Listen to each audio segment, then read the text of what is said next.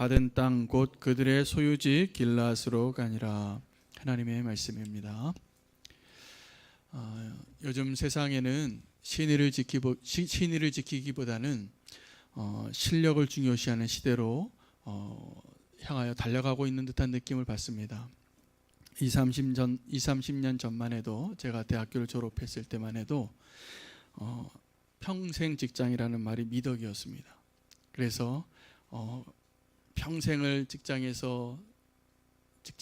근무를 하고 은퇴하는 분들에게는 상패도 주고 아주 너무나 영예로운 자리로 생각하고 그렇게 은퇴를 했습니다. 학교를 가도 학교를 한번 결석하면 하늘이 무너지는 줄 알고 다닌 사람들 많습니다. 그리고 졸업할 때 여러 가지 상이 있지만 가장 명예로운 상 중에 하나가 개근상이라고 생각하고 다니신 분들 많습니다. 저도 그랬습니다.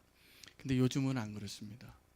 요즘은 한 직장에 너무 오래 있으면 저 사람이 무능해서 그런 줄 알아요.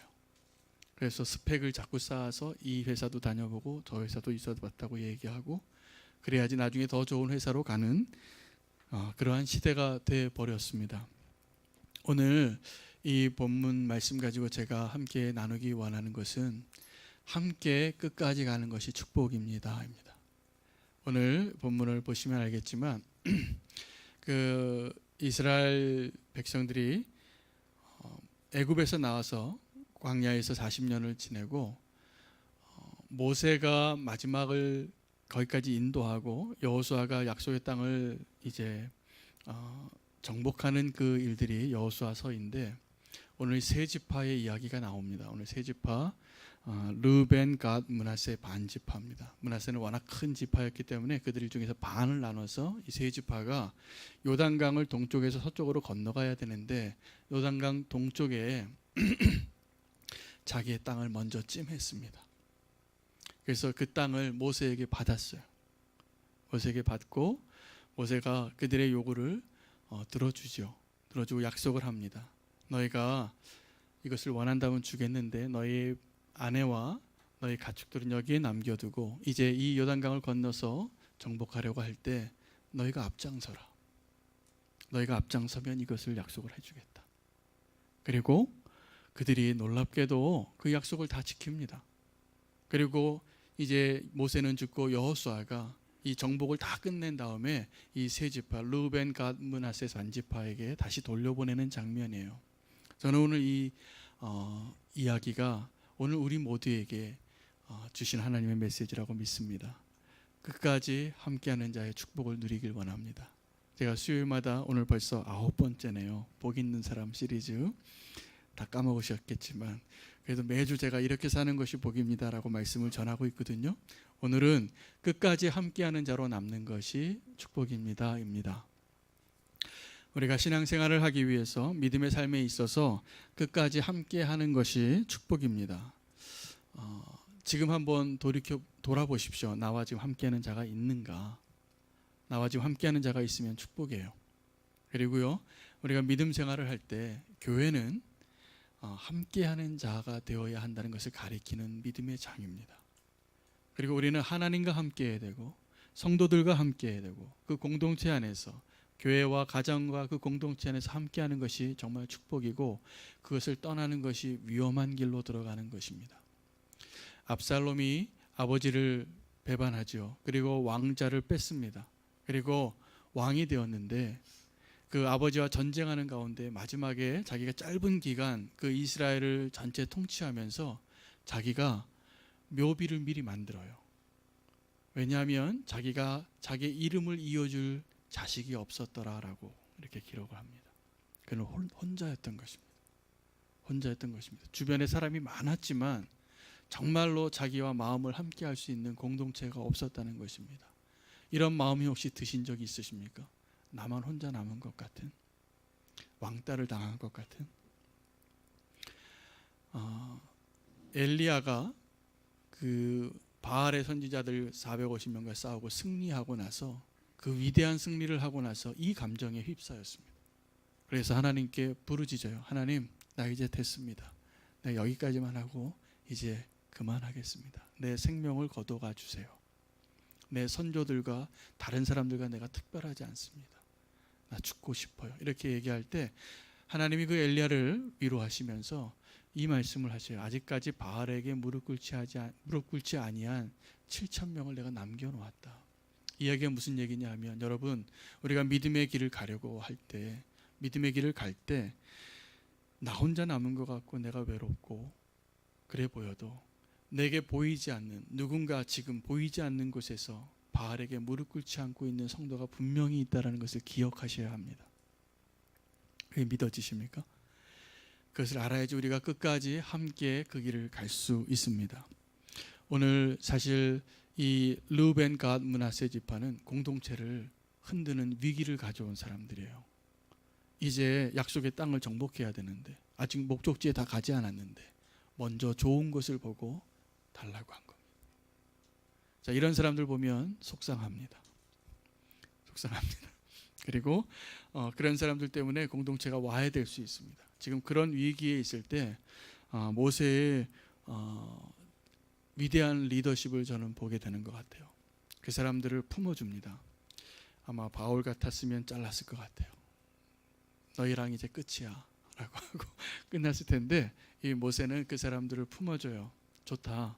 그러면 그 땅을 너에게 주겠으니 앞장서야 된다. 그리고 이 싸움 끝날 때까지 너희는 이 전쟁에서 돌아가면 안 된다라고 약속을 하라고 합니다.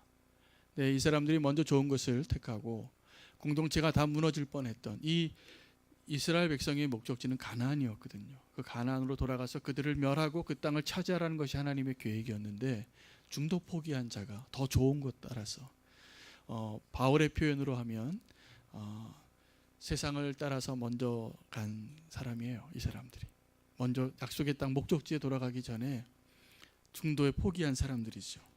이기적인 사람들이기도 합니다.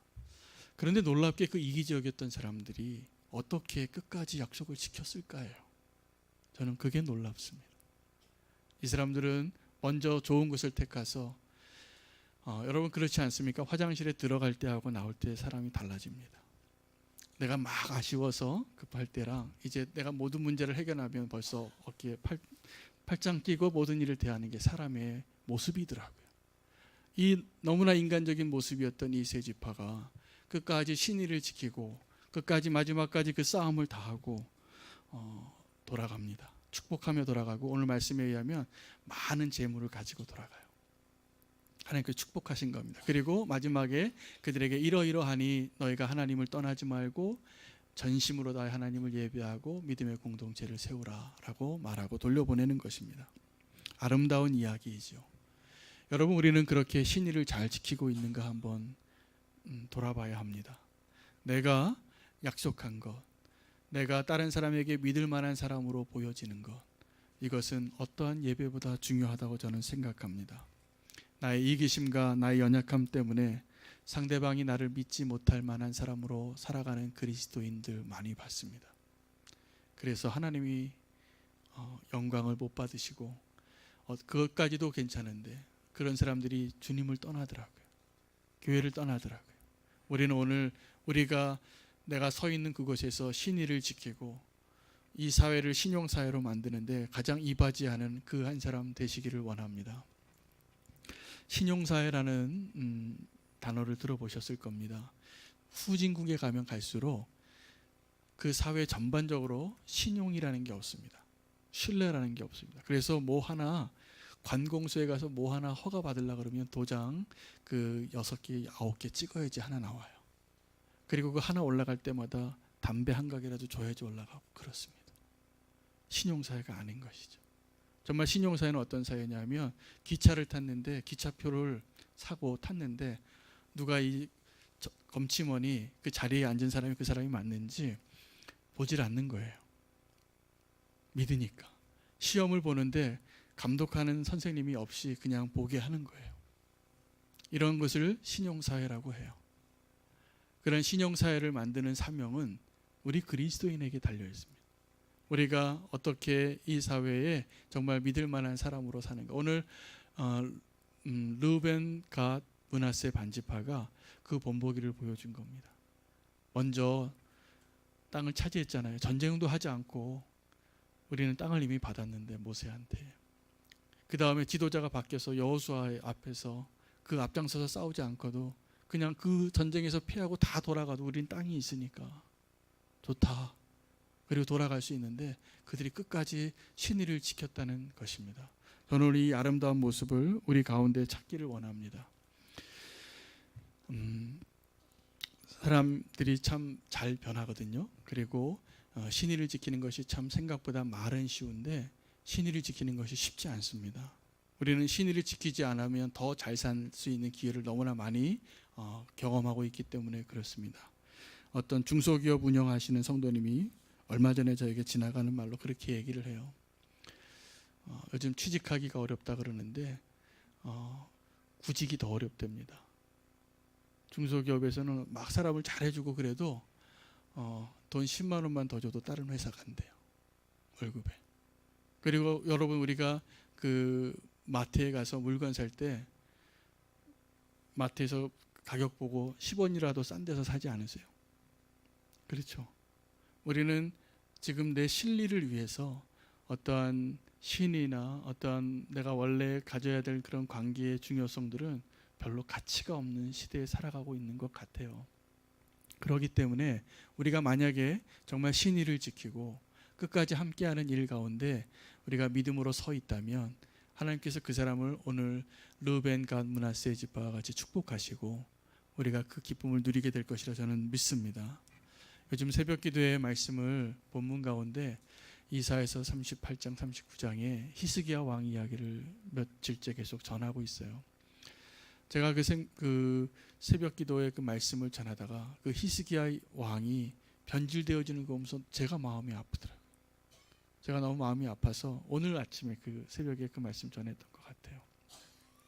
그 나라를 위해서 하나님을 위해서 목숨을 걸고 종교의 개혁을 일으켰던 그 위대한 왕이 자기가 한번 죽을 고비를 넘기고 나니까 생명이 너무나 간절해진 것 같아요.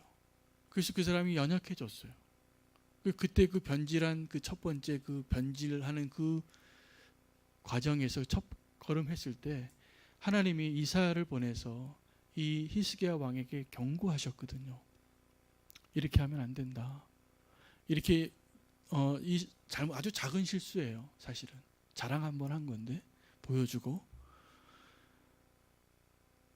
그것을 가지고 회개하라고 그 잘못에 대한 저주죠. 사실은 하나님의 징계, 진노 그 말씀을 들었을 때 히스기야답지 않은 대답을 하는 것을 보고 제가 마음이 아팠어요. 뭐라고 얘기하냐면 그 내가 가지고 있는 이 예루살렘 성에 있는 모든 성전 기구와 금과 은과 옷과 또 자녀들이 다 빼앗겨져도 내가 살아있는 동안에 그 일이 안 일어난다고 하니까 다행이네요 라고 말하는 거예요. 그게 다행이 아니거든요. 그리고 그것을 가지고 기도하고 다시 한번 회복해야 될 일인데 변질되는 겁니다.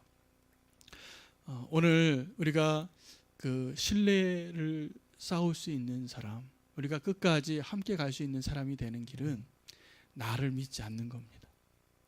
제가 지난주에 설교한 본문 가운데 예화 가운데 제 아내가 마음이 불편한 내용이 있었어요. 그래서 식사하다가 저에게 그 얘기를 하더라고요. 제가 그 보는 것에 대해서 얘기하면서 제가 나도 남자이기 때문에 눈으로 보는 시험에 들 수 있다는 얘기를 했잖아요. 근데 제가 그때 제가 원래 원고에 쓴 얘기 끝까지 못했어요.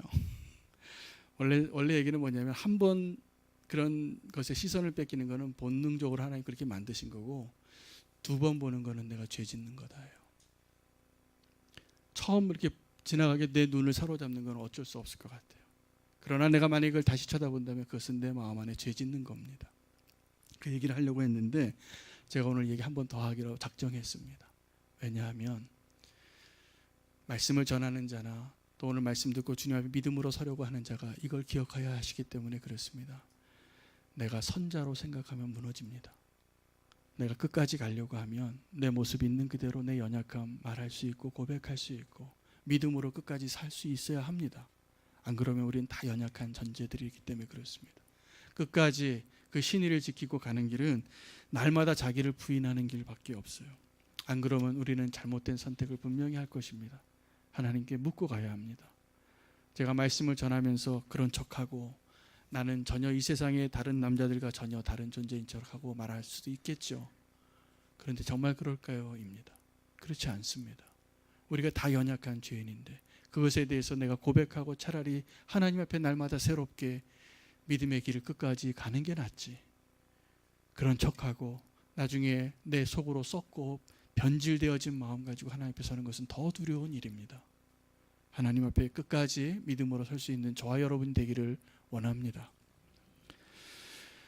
좋은 것이 오면은 우리는 먼저 좋은 것을 갖고 싶어요. 내 소견에 오른 대로 하나님께 묻지 않고 먼저 택할 때가 위험한 겁니다. 그래서 내 눈에 좋은 것, 내 입에 맛있는 것, 내 몸에 착 맞는 것, 갖고 싶은 것, 이런 거 조심하셔야 됩니다. 끝까지 가는 길에 우리를 발목 잡는 것들이 그런 겁니다. 아브라함과 롯이 함께 거하다가 사실은 삼촌이 조카를 데리고 있는 격이었죠. 그런데 이 롯은 아브라함 때문에 축복을 덤으로 받아요.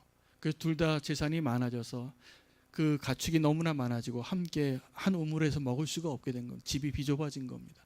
그래서 나누려고 할 때 아브라함이 롯에게 얘기하죠. 네가 먼저 선택하라. 네가 동하면 내가 서로 가고 네가 북쪽으로 가면 난 남쪽으로 가고 우리 나눠지자. 그런 얘기를 만약에 삼촌이 얘기하면 조카가 삼촌 먼저 하시죠. 이렇게 얘기할 도리인데 롯이 사방을 둘러보니까 이 소할 땅이 너무나 아름다운 거예요. 타락하기 전에 에덴 동산 같은 것이. 그래서 그 땅을 먼저 택했는데 좋은 것을 택했죠. 그리고 거기를 택하면 내가 더 잘 살 것 같고 또 축복을 받고 더 행복할 것 같았는데 얼마 지나지 않아서 그것이 심판받는 땅이 됩니다. 그것이 소돔과 고모라였어요. 저는 성경에 나오는 인물 가운데 발음 때문에 헷갈리는 두 사람이 지금도 헷갈립니다. 제가 말하면서 아주 생각하고서 말해야 됩니다. 롯하고 룻입니다. 롯은 남자입니다. 아브라함의 조카고 룻이 여자입니다. 이 두 사람이 그런데 너무나 대조적인 삶을 살아요. 이 발음 한 끗 차이인데 롯하고 룻인데 여러분 내가 롯의 삶을 살 것인지 룻의 삶을 살 것인지 오늘 잘 기억하시면 좋겠습니다. 롯은 제가 이미 말했던 것처럼 그렇게 먼저 좋은 걸 택했던 사람이에요. 그 남편과 동일하게 그 아내도 세상에 대한 욕심이 많았던 것 같아요.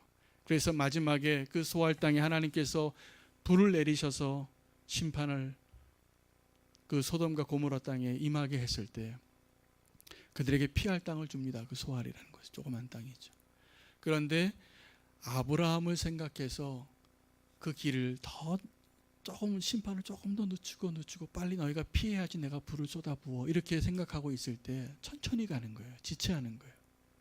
그 천사들이 끌고 가면서 뒤를 돌아보지 마라 라고 하는데 이 롯의 처가 뒤돌아보죠. 지척이고 가다가 뒤돌아봐서 소금 기둥이 돼서 우리에게 그거 하나 공언합니다. 세상 뒤돌아보면 소금 기둥 된다. 그런 불행한 삶을 살았어요. 우리는 소금 기둥이 될 수 있고 또 하나는 룻이라는 여인의 아름다운 이야기를 듣게 할 수 있습니다. 룻은 모압 여인이었는데 시어머니를 따라가는데 정말 제가 오늘 말씀드리고자 하는 이 주제 끝까지 함께하는 자가 축복입니다를 보여주는 삶을 살죠. 이제 고향으로 돌아가는데 자기 고향도 아닌데 시어머니 고향으로 가는데 그가 한 고백은 정말 너무나 아름다운 고백. 이런 고백으로 살 수 있는 사람이 정말 몇 명이나 있을까? 룻기 1장 16절에 제가 그대로 읽기를 원합니다. 내가 어머니를 떠나며 어머니를 따르지 말고 돌아가게 가라고 강권하지 마옵소서. 어머니가 가시는 곳에 나도 가고 어머니가 머무시는 곳에 나도 머물겠나이다. 어머니의 백성이 나의 백성이 되고 어머니의 하나님이 나의 하나님이 되고 어머니가 죽으시는 곳에 나도 죽어 거기 묻히겠습니다. 내가 죽는 일 외에 어머니를 떠나면 여호와께서 내게 벌을 내리고 더 내리시기를 원합니다 라고 말해서 이제 나오미가 더 이상 룻 보고 돌아가라고 얘기하지 않아요. 오르바는 돌아갔는데 나오미는 끝까지 자, 그때 그 나오미가 어떤 형편이었냐면 소망이 없는 여인이죠. 나이 많은 할머니. 따라가봤자 소망이 없는데 아마 룻은 이 시어머니 내가 없으면 죽겠구나 라고 생각했던 것 같아요. 그래서 그 시어머니를 돌볼 양으로 끝까지 함께 갑니다. 놀랍게도 이 소망이 없던 이 두 여인의 삶이 반전을 하죠. 하나님의 사람을 만나고 그리고 2세의 증조 할머니가 되죠. 그 맞지 않는 그 결혼을 통해서 아이가 태어나는데 하나님은 우리에게 그런 축복을 분명히 주실 것이라 믿습니다. 우리가 신의를 지키는 것이 너무나 소중한 것을 알면서도 왜 끝까지 못하냐 하면 끝까지 가면 하나님이 주실 축복에 대한 확신이 없어서 그래요. 그리고 내가 먼저 누리는 그 축복을 더 갖고 싶기 때문에 그렇습니다. 우리가 이제 믿음의 길을 가는 것은 마라톤을 하는데 기록을 위해서 달리는 경주가 아니라 끝까지 완주하기 위해서 달리는 경주를 달리는 것입니다. 아멘. 지금도 우리가 믿음의 경주를 하지 못하는 이유는 자꾸 너무 빨리 가려고 하기만 하기 때문에 그런 것 같아요. 더 빠른 길, 더 좋은 길, 지름길이 있으면 그 길 가려고 하느라고 정말 정도를 벗어날 때가 많습니다. 그 지선아 사랑해라는 책으로 유명해진 지선 양이 있어요. 얼굴 전신 다 화상을 입고 놀랍게 회복이 돼서 지금은 한동대 교수로 사역을 하고 있는 귀한 감동적인 이야기가 있는데 이 자매가 그 마라톤 경주를 합니다. 이제 모금을 하기 위해서. 그런데 끝까지 가요. 그 연약한 몸으로 잘 걷지도 못하고 관절까지 다 상하고 피부가 땡기는 그 몸으로 그 경주를 완주하는 모습을 보면서 자기가 인생을 배운 거예요. 그래서 또다시 놀라운 간증을 그 지선아 사랑의 후속편에서 이야기하는 걸 제가 읽었습니다. 믿음의 경주하면 저도 군대에서 제가 행군을 해봐서 압니다. 아마 군대 갔다 오신 분은 그 행군을 해보셔서 아실 텐데 제가 첫 번째 행군이 너무나 힘들었어요. 처음 군화를 받았는데 제 발에 맞지도 않는 군화 신고 그 행군을 하는데 정말 죽고 싶더라고요. 제가 정말 걸으면서 돌아본 게 그때 처음입니다.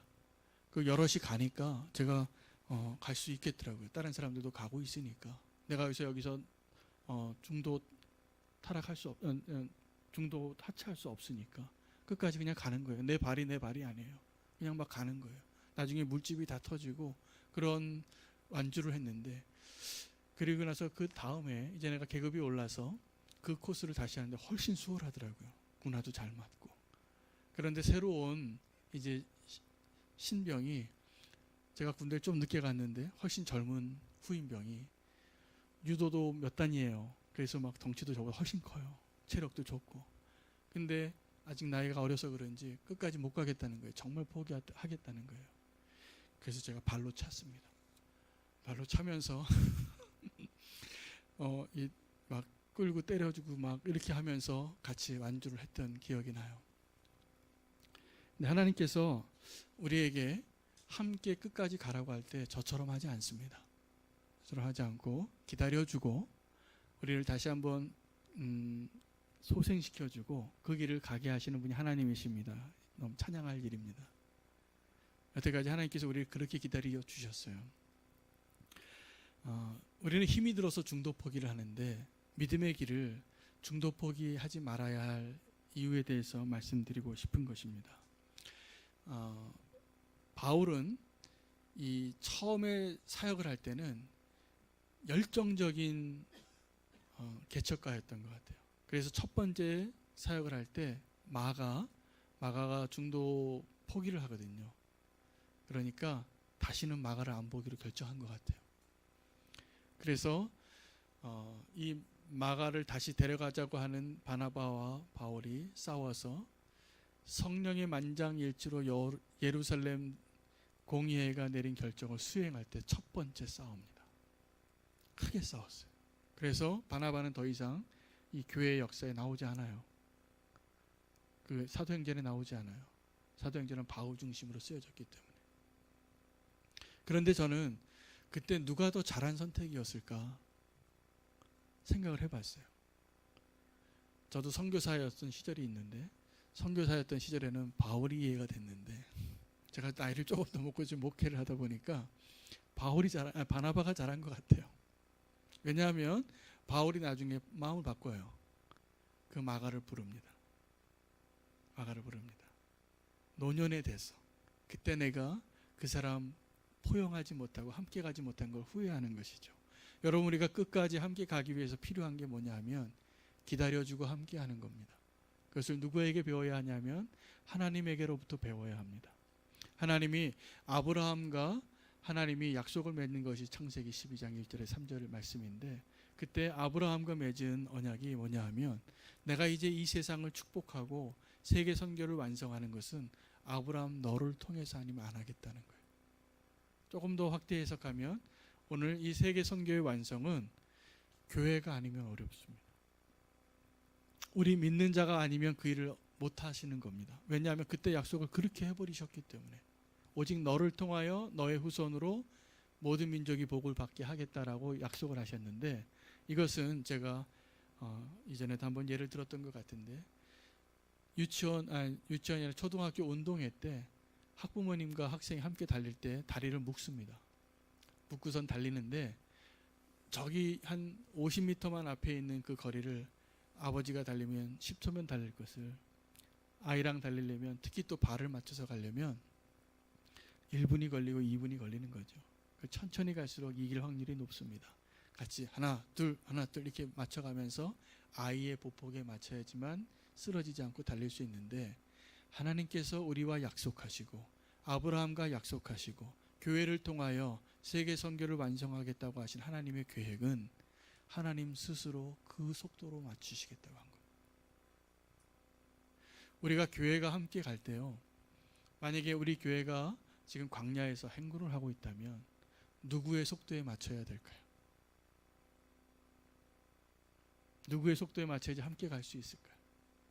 노약자입니다. 우리 가운데 가장 천천히 가는 연약한 분하고 같이 속도를 맞춰야지 행군할 수 있는 거예요.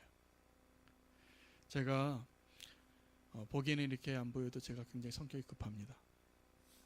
급하고요. 또 무슨 일을 하면 열심히 해요. 열정을 가지고 하기 때문에 젊었을 때는 일 잘한다는 소리를 많이 들었어요. 근데 제 아내가 가끔 저한테 옆구리를 치면서 이런 얘기를 해요. 여보, 당신은 일을 참 잘해요. 그런데 꼭 알아야 될 게 있어요. 딴 사람은 당신처럼 못해요. 왜요? 근데 우리 아내도 어떤 분은 일을 잘하세요. 아주 달리기를 100m 달리기 하면 1등 할 정도로 달리는데, 우리 공동체가 같이 살 수 있는 길은 오늘 루벤 지파와 갓 지파와 므낫세 지파가 누린 그 축복을 누리려면 천천히 가는 법을, 함께 가는 법을 배워야 합니다. 이게 교회가 사는 길이에요.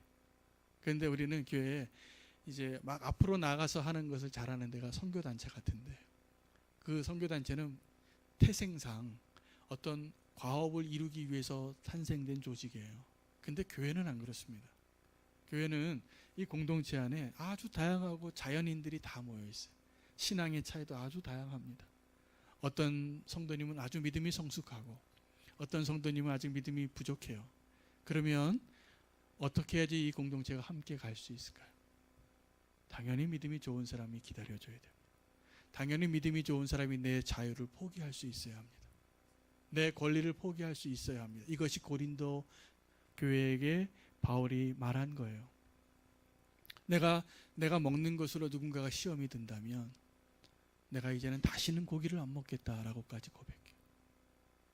우리가 먹고 마시는 것 때문에 생명을 예수님께서 피 흘려서 사신 그 형제를 잃어버릴 수 있겠느냐는 말이죠. 우리가 이제 빨리 가는 것에 목표를 두지 않고 함께 끝까지 가는 일에 목표를 두어야 합니다. 오늘 제가 축복이 무엇이냐 하면 그렇게 해야지 함께 갈 수 있기 때문에 그렇습니다. 우리는 그 비결을 이제 교회와 가정과 이 사회에서 그것을 지키고 그렇게 기다려주고 그렇게 함께 가는 자가 신뢰할 만한 사람인 거예요. 그런 사람 되기 원치 않으십니까? 못 기다려 주시겠습니까? 네. 그것은 먼저 갈 수 있고 이미 먼저 복음을 알고 그리스도 안에서 먼저 된 자들이 그 일을 해 주어야 합니다. 그리고 이제 이것은 우리 교회를 향한 하나님의 메시지이기도 한 것 같아요. 우리가 이제 함께 가는 일이 우리가 과업이더라고요. 어떻게 하면 우리가 함께 갈 수 있을까? 이제 하나님께서 우리에게 구름 기둥, 불 기둥으로 보여주실 때 어떻게 하면 함께 갈 수 있을까를 다 같이 생각하셔야지 우리가 이 약속의 땅에 들어갈 수 있습니다. 아멘.